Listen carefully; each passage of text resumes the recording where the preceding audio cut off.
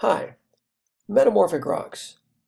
This is a very brief overview of the what, how, and where for metamorphic rocks. Let's start with the what and the how. We'll look at that in the context here of the rock cycle. Metamorphic rocks form through the process of metamorphism. This always happens underground, sometimes quite deep in the crust, where the temperature and pressure is sufficient to drive metamorphism. This change causes the mineralogy of the parent, which is the original rock, to change in response to higher temperatures and pressures, as well as change the orientation of the minerals, resulting in a daughter rock that can be very different from the parent. The parent rock could have been an igneous rock, a sedimentary rock, or a metamorphic rock. It doesn't matter. The important thing is that the heat and pressure was sufficient enough to cause an alteration to the mineralogy of the rock to the point that it's now a new rock. It's different. So continuing with the how here, how can we tell a metamorphic rock is metamorphic? And the single most diagnostic trait for metamorphic rocks is foliation. This is caused by the alignment of the mineral grains or mineral crystals in the metamorphic rock.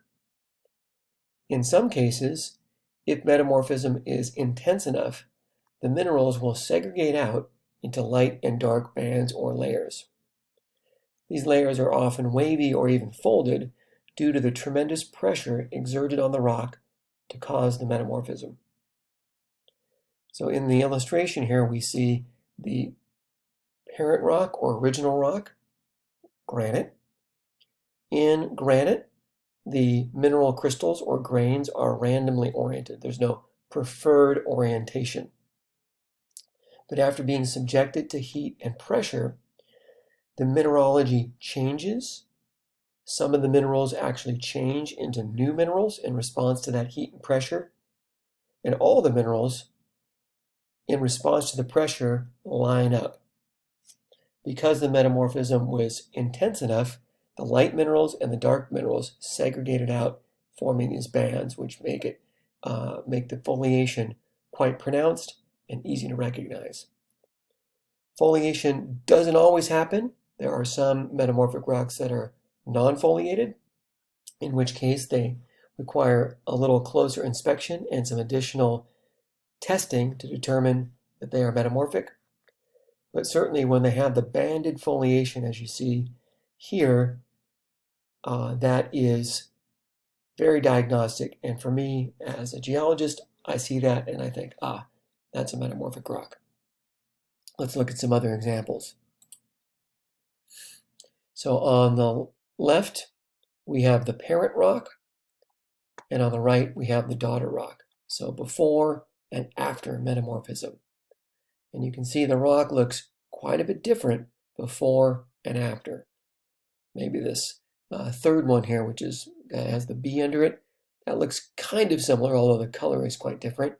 But you see the pebbles in here that have now been squeezed and forced into alignment because of the intense pressure. Okay, parent, daughter, parent, daughter, parent, daughter.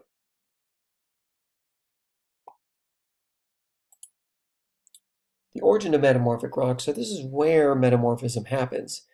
And here's a couple examples of where on Earth sedimentary, igneous, or metamorphic rocks may get metamorphosed.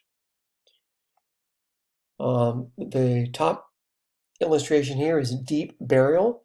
So these would be strata that are buried thousands of feet deep, which happens in the oceans where sediment maybe has been accumulating for hundreds of thousands or millions of years, to sequences of strata that might be thousands of feet, even tens of thousands of feet thick. The heat and pressure at the bottom of that pile is intense, and that can drive metamorphism.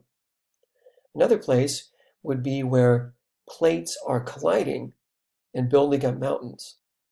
As you might imagine, there's going to be intense pressure, but also intense heat, causing the layers of rock to fold and through doing so also undergo metamorphism. You'll learn more about this as you go through your lecture and lab activities.